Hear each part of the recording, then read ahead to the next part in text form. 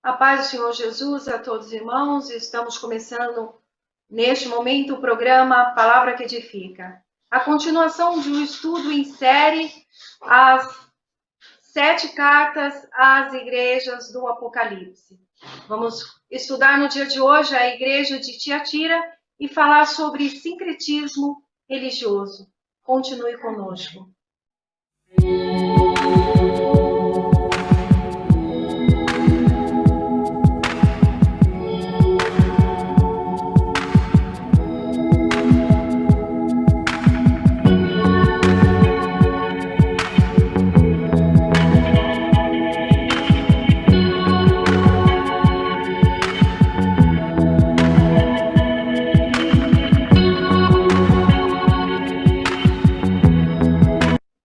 Oremos ao Senhor.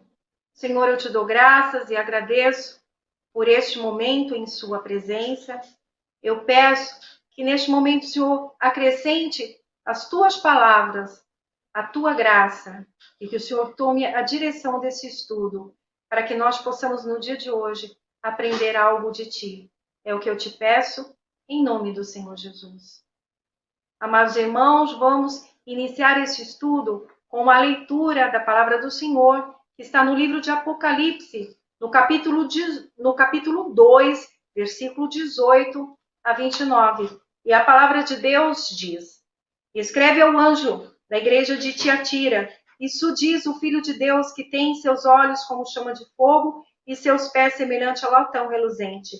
Eu conheço as tuas obras e o teu amor, e serviço e fé e a tua paciência. E as tuas obras, e que tuas últimas obras são mais do que as primeiras. Mas tenho contra ti que toleras aquela mulher Jezabel, que se diz profetiza, ensinar e enganar os meus servos para que se prostituam e comam dos sacrifícios oferecidos aos ídolos. E dei-lhe tempo para que se arrependesse da sua prostituição, e não se arrependeu. Eis que a porém numa cama, e sobre os que adulteraram com ela virá grande tribulação, se não se arrependerem de tuas obras. E ferirei a seus filhos de morte, e todas as igrejas saberão que eu sou aquele que esquadrinha os rins e o coração, e darei a cada um de vós segundo as suas obras. Mas eu vos digo a vós e outros que estão em Tiatira, a todos quanto não têm essa doutrina, e não conheceram, como dizem, as profundezas de Satanás, que não porei sobre vós outra carga, mas o que tendes, retenham até que eu venha. E ao que vencer, e tiver guardado as minhas obras até o fim, eu lhe darei poder sobre as nações, e as regerá com vara de ferro, e serão quebradas como vaso de oleiro, como também eu recebi de meu Pai. E lhe darei a estrela da manhã. Quem tem ouvidos, ouça que o Espírito diz às igrejas. Glória a Deus. Eu quero trazer para você agora um posicionamento histórico, para que você possa se posicionar no tempo e na história, para que nós venhamos compreender um pouco do contexto do que estava acontecendo na cidade de Tiatira, como surgiu essa cidade. Nós estamos no nosso 5º vídeo da série.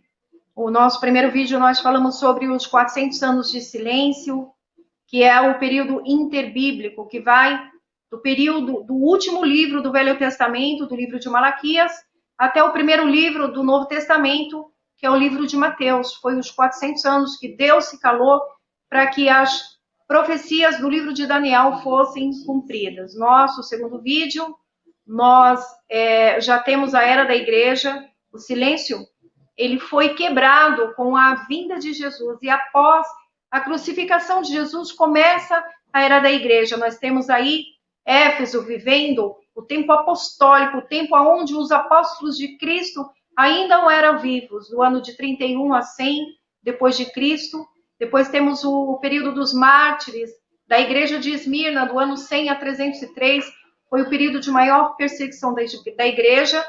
Temos também o quarto vídeo, que é a igreja de Pérgamo, do ano de 323 a 538, e finalmente o quinto vídeo, Tiatira, do ano de 538 a 1517 depois de Cristo, né? Este período é considerado como o período das trevas. Bem, nós temos aí também o posicionamento no tempo, agora o posicionamento histórico, o ano de 538 a 1517, é o período do cristianismo da Idade Média. Nós sabemos que a profecia sobre as cartas do Apocalipse, elas foram feitas no mesmo tempo, mas elas foram se cumprindo no decorrer da história. Neste período, nós temos a hegemonia do domínio romano sobre as igrejas. Então, Roma, ela não tinha somente o domínio político, mas ela também tinha o domínio religioso, né? Neste momento foram construídos grandes templos religiosos. Mas foi um momento onde os costumes pagãos eles começaram a entrar na igreja, a haver um sincretismo religioso. Nós vamos falar sobre sincretismo, que é a mistura de religiões, que é sobre as coisas mundanas entrando dentro da igreja. Esse tempo ele é conhecido como o tempo de trevas. Por quê? Porque havia falta de leitura da palavra de Deus. Roma, como ele havia pegado para suas mãos o domínio sobre a igreja, o povo ele não tinha acesso à palavra de Deus. A palavra Tiatira quer dizer sacrifícios, né? Era uma cidade situada no oriente da Ásia. Podemos considerar como porta de entrada para a Ásia para quem vinha de vias terrestres. E era a porta de entrada para um comércio muito próspero. A cidade de Tiatira, ela foi construída no ano de 280 a.C., né? Por Seleuco. Nós vamos relembrar um pouco este momento, que é o momento do silêncio profético, né? Nós vamos relembrar quem foi Seleuco.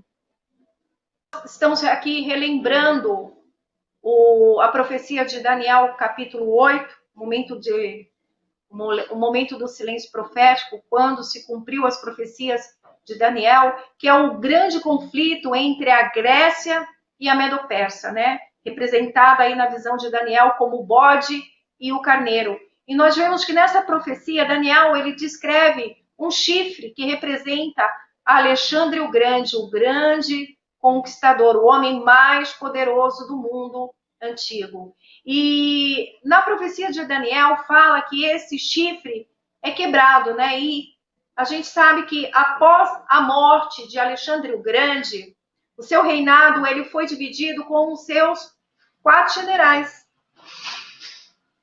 E nós temos aí os 4 generais de Alexandre o Grande, Cassandro, Lisimaco, Seleuco, Ptolomeu, representando os 4 novos chifres aí do bode, né? Então, nós temos aí Seleuco, um dos 4 generais, foi ele, sobre o reinado dele, onde foi construído a cidade de Tiatira. Nós já falamos aqui que Tiatira é uma cidade situada no Oriente, o lugar onde nasce o sol, onde havia o grande templo de honra ao deus Sol, Apolo, trazidos dos costumes gregos. A indústria principal da cidade era o bronze e o cobre, né? Nós vimos aí em Apocalipse 2:18b, isso diz o Filho de Deus que tem seus olhos como chama de fogo e seus pés semelhante ao latão reluzente, né? Jesus se apresenta como sendo superior a qualquer riqueza que possa haver naquela cidade. Os olhos, como chama de fogo, representa a sua supremacia a Apolo. Apocalipse 1:14 diz: e a sua cabeça e cabelos eram brancos como de lã, branca como a neve, e os seus olhos como chama de fogo, né? Os olhos como chama de fogo mostram o quanto é profundo o conhecimento de Deus. Olhos de fogo também representa o juízo de Deus. No versículo 23 do capítulo 2 fala: e ferirei a seus filhos de morte, e todas as igrejas saberão que eu sou aquele que esquadrinha os rins e o coração. Havia na cidade também fábrica de tecidos tingidos de vermelho e púrpura, extraído de uma planta chamada índigo. No livro de Apocalipse 16:4, ele retrata um episódio da primeira pessoa que foi convertida na Ásia e fala de uma certa mulher chamada Lídia, vendedora de púrpura da cidade de Tiatira, a que servia a Deus, e o Senhor lhe abriu o coração para que estivesse atenta ao que o Paulo dizia. Cada comércio da época eram organizadas em sindicatos chamados guildas, né? E cada um delas tinha um padroeiro representado por um deus grego. E havia festas aonde os produtos eram vendidos e sacrificados aos deuses. No versículo 20 do capítulo 2 de Apocalipse, nós temos a repreensão de Deus acerca da igreja de Tiatira, que diz assim: mas tenho contra ti, que toleras aquela mulher Jezabel, que se diz profetiza, ensinar a enganar aos meus servos para que se prostituam e comam dos sacrifícios oferecidos aos ídolos, né? Então a igreja estava neste momento compactuando com as coisas do mundo, que diz respeito à idolatria, que é absolutamente abominável ao Senhor Jesus. No livro de Efésios, no capítulo 5, versículo 11, fala: e não comuniqueis com as obras infrutíferas da terra, mas antes condenai-as, né? Então era a participação da igreja para comer desses sacrifícios que eram feitos aos ídolos. Eles achavam que comendo do sacrifício, mas não participando do altar e da consagração deles, eles não estariam desagradando ao Senhor. Mas em 1 Coríntios 10, 18, e depois de 20 a 21, diz: vês Israel segundo a carne, os que comem os sacrifícios não são porventura participantes do altar? Antes digo que as coisas que os gentios sacrificam, as sacrificam aos demônios e não a Deus. E não que sejais participante com os demônios. Não podeis beber o cálice do Senhor e o cálice dos demônios. Não podeis ser participantes da mesa do Senhor e da mesa dos demônios. Aqui nós estamos falando da doutrina da prostituição espiritual, né? O sincretismo entrando dentro da igreja, a mistura de religiões, as coisas mundanas entrando na igreja. Nós não poderíamos deixar de lembrar, neste estudo, a imagem da grande prostituta que está descrita lá no livro de Apocalipse, no capítulo 17, no verso 3 e 4, que fala: e ele levou-me em espírito a um deserto e vi uma mulher assentada sobre uma besta de cor escarlata, que estava cheio de nome de blasfêmia, e tinha 7 cabeças e 10 chifres.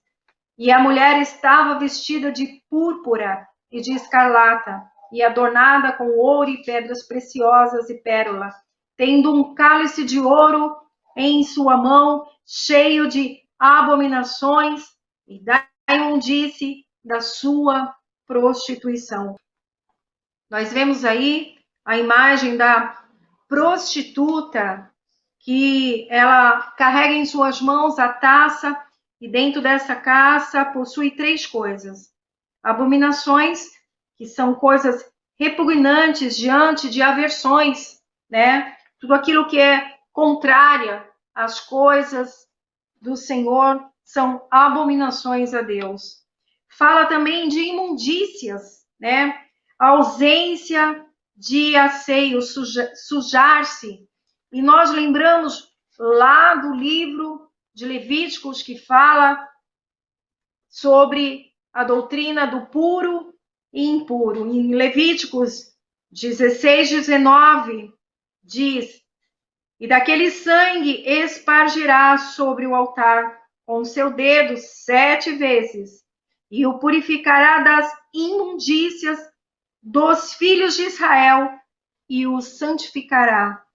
Nós vemos aí que a imundícia é oposta, totalmente oposto à santificação, que é algo puro, limpo. Em Levítico 7:20, porém, se alguma pessoa comer a carne do sacrifício pacífico, que é do Senhor, tendo ela sobre si a sua imundícia, aquela pessoa será extirpada do seu povo.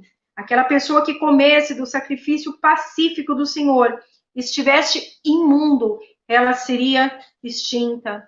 Logo, quando eu li essa palavra, me lembrei do livro de 1 Coríntios, capítulo 11, onde nós celebramos a Santa Ceia, e a palavra de Deus fala, porque o que come e bebe indignamente, come e bebe para a sua própria condenação. Porque na era da igreja já havia se constituído também a Santa Ceia do Senhor. E aquele que tocasse o corpo de Cristo indignamente, né, com imundícias, ele estaria comendo para a sua própria condenação. Então, a palavra de Deus fala: examine o homem a si mesmo e depois coma da ceia do Senhor Jesus. A figura da prostituta também, no livro, no capítulo 2 de Apocalipse, a igreja é associada tanto à figura da prostituta como de Jezabel. E aí nós analisamos o que o espírito de Jezabel traria para a igreja, né? E nós vemos aí a sedução, que é a tentativa de conquistar, né? O mundo seduzindo e conquistando a igreja, e a igreja caindo nessa sedução. A idolatria, né? A pessoas, a denominações. Então nós vemos aí também que Jezabel também, ela era idólatra. E a manipulação, o espírito manipulador em busca do poder e a perseguição, né? E na taça também da prostituta, há também a prostituição, que é entregar-se por dinheiro, traindo a santa doutrina, né? Então, esses sacrifícios eram feitos para os deuses do comércio, né? E as pessoas, elas seguiam essas doutrinas por prosperidade, por o dinheiro, e muitos se perdiam nesses pensamentos. Mas, no livro de Apocalipse 18:4, Deus fala para a sua igreja: e ouvi outra voz do céu que dizia: sai dela, povo meu, para que não sejais participante dos seus pecados e para que não incorras na sua praga, porque os seus pecados já chegaram ao céu e Deus se lembrou das maldades dela. É tanto que Deus, ele promete trazer o juízo sobre aqueles que se prostituíram, aqueles que continuavam na sã doutrina, aqueles que não se sujaram, né? Que não caíram na prostituição. Deus fala: sobre vocês eu não colocarei este peso, eu não colocarei esse jugo, mas guarda aquilo que tens, retenha contigo até o dia da minha vinda. Glória a Deus. Adentrando mais em algo mais profundo acerca desta palavra, em Apocalipse 2 fala das profundezas de Satanás, né? Assim como os mistérios de Deus são profundos, Deus está falando aqui dos mistérios profundos de Satanás, aonde o ocultismo, o misticismo, as práticas de magia e adivinhações são capazes de chegar. Temos aí um assunto muito polêmico, um assunto às vezes muito pouco discutido, muito pouco falado, muito pouco pregado a respeito do sincretismo religioso. Eu gostaria de contar algumas coisas, algumas experiências que eu tive com Deus, que vai fazer você compreender um pouco mais o quão profundos são esses mistérios, né? da grande Babilônia, esses mistérios que nos traz, às vezes, até a prática de ocultismo dentro da igreja. Um certo momento da minha vida, eu vou contar uma experiência que eu tive com vocês. Eu fui uma pessoa que eu tive a minha vida inteira cristã, né? Depois me converti à igreja evangélica, nunca segui a doutrina espírita, mas houve um certo momento na minha vida onde eu passava um momento muito difícil e eu tinha uma cliente, essa cliente me convidou a ir na casa dela e ela mexia com coisas ocultas e naquele dia ela me entregou uma linha e naquela linha ela pediu para mim dar 7 nós, né? E pediu para que depois eu embrulhasse aquela linha com 7 nós num papel e guardasse na minha boca e depois de tantos dias eu retornasse lá. E assim eu fiz como ela havia me mandado. E quando eu retornei, algo extraordinário aconteceu, aqueles nós tinham sumido como se fosse uma mágica, né?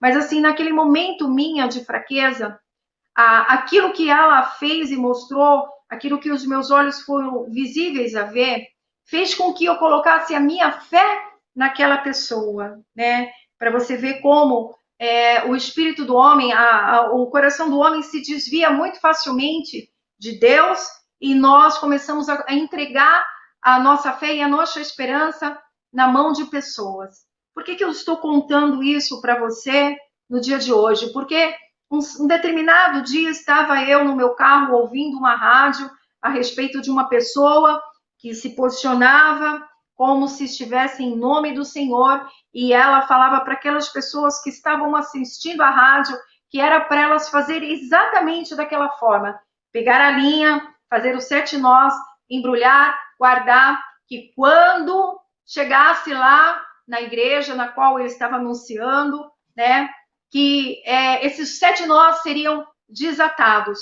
Nós vemos aí, neste exemplo, né, vivido por mim, nós vemos o sincretismo, né, a confusão colocada dentro da Igreja de Cristo. Agora pense você, se por algum momento aquele programa de rádio ele proclamou sequer por 1 minuto a respeito da palavra de Deus, a respeito da doutrina do Evangelho. Simplesmente era como se ele seduzisse aquelas pessoas que estavam com o coração angustiado, que necessitavam de uma resposta imediata, de uma direção. Ele seduzia praticamente essas pessoas para atraí-las, e nós vemos nesse exemplo muito claro para que você possa entender um pouco do que o Senhor quer nos falar no dia de hoje. Isso nos mostra, irmãos, que nós temos que estar basicamente fundamentados na palavra de Deus.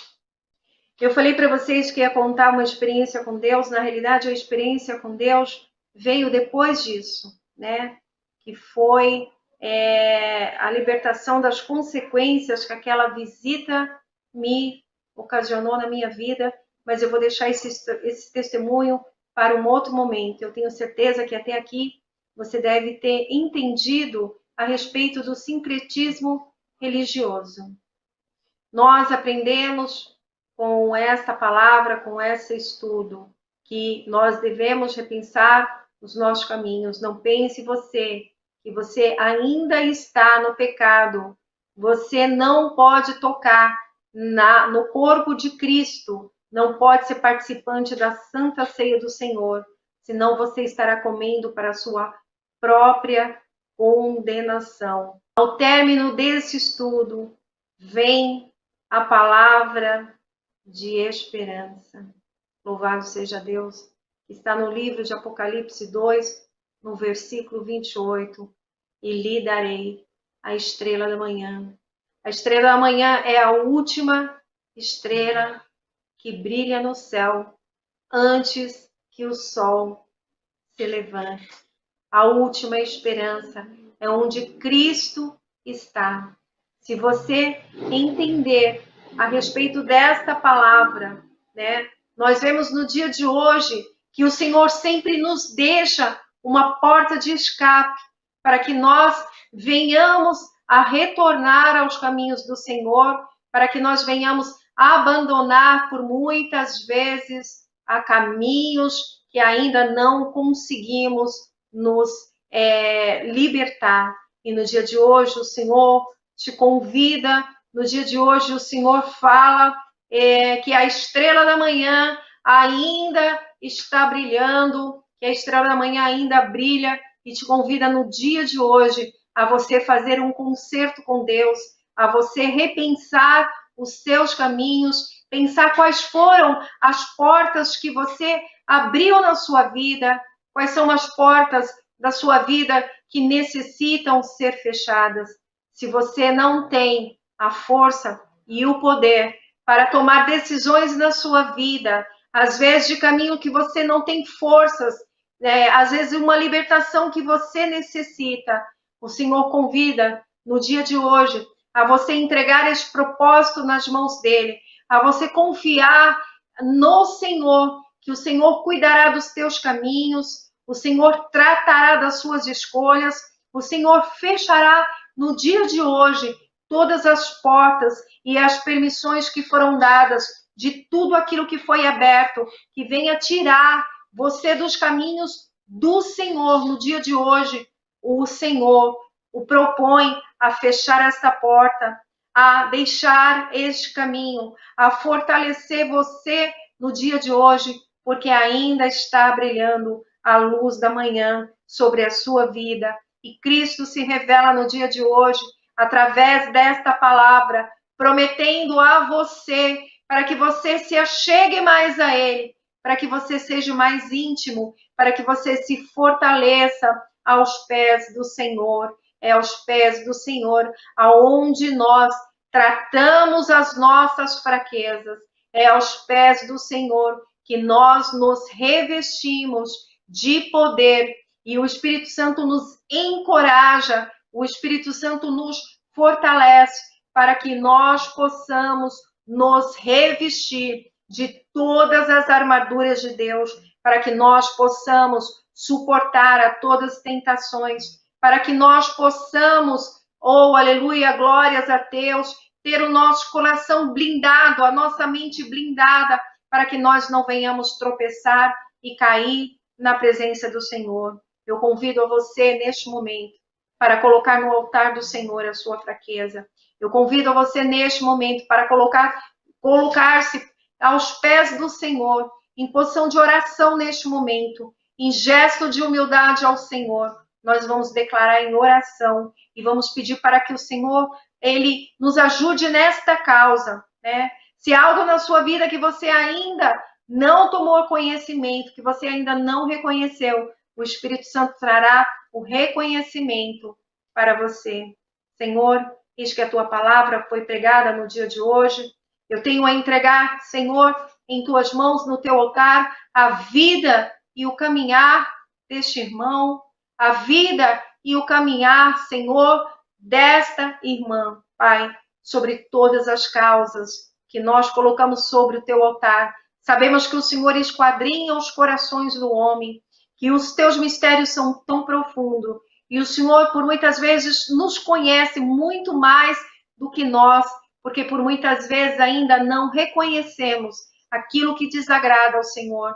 Mas eu peço ao Senhor um entendimento sobre a vida deste irmão, sobre a vida desta irmã, para que ele possa reconhecer, para que ele possa, Senhor Deus Todo-Poderoso, ter uma vida no altar. Nós pedimos por conserto. Peço ao Senhor, Pai, vestes novas, que o Senhor venha tocar, Senhor Deus Todo-Poderoso, as nossas vestes no dia de hoje, nos purificando, Senhor Deus Todo-Poderoso, assim como a sua palavra diz em Levítico, que o sangue espargirá sobre o altar e purificará de toda a imundície. Eu peço ao Senhor, Pai, toca, Senhor, esta vida, toca, Senhor, este irmão, esta irmã no dia de hoje, assim como o Senhor fez com o sacerdote, com Josué, Pai, na qual o Senhor tocou e as vestes que estavam sujas se tornaram brancas como a neve. É dessa forma que nós pedimos ao Senhor no dia de hoje. Purifica-nos, Senhor, de toda imundície. Fecha, Senhor, as portas de permissões dadas, Senhor. Que o Senhor tire do nosso caminho todos aqueles que vêm, Senhor, para nos confundir, para nos tirar do seu caminho. Que o Senhor acrescente coisas novas. Que o Senhor abra novas portas. Que o Senhor coloque novas pessoas.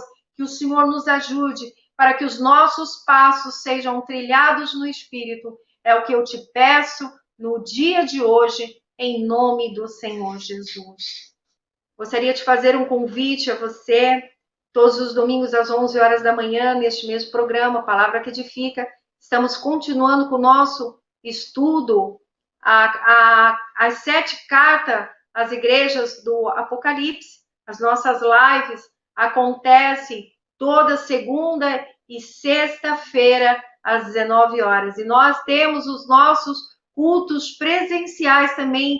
Nós estamos na rua Professor Hermógenes Freitas Leitão Filho, número 60, no bairro Casa Grande, em São Paulo, a 5 minutinhos do terminal Varginha. Os nossos cultos presenciais acontecem todas as terças-feiras, culto do Círculo de Oração às 19 horas, às quartas-feiras, 19h30, culto de libertação. Aos domingos, também presencial, das 9 às 11 da manhã, escola bíblica dominical, e às 18h30, o culto da família. E eu convido a todos, e nós esperamos vocês para fazer esta visita e vir cultuar ao Senhor junto conosco. Eu agradeço a todos os irmãos que se encontram aqui até este momento, e desejo a todos um bom final de domingo.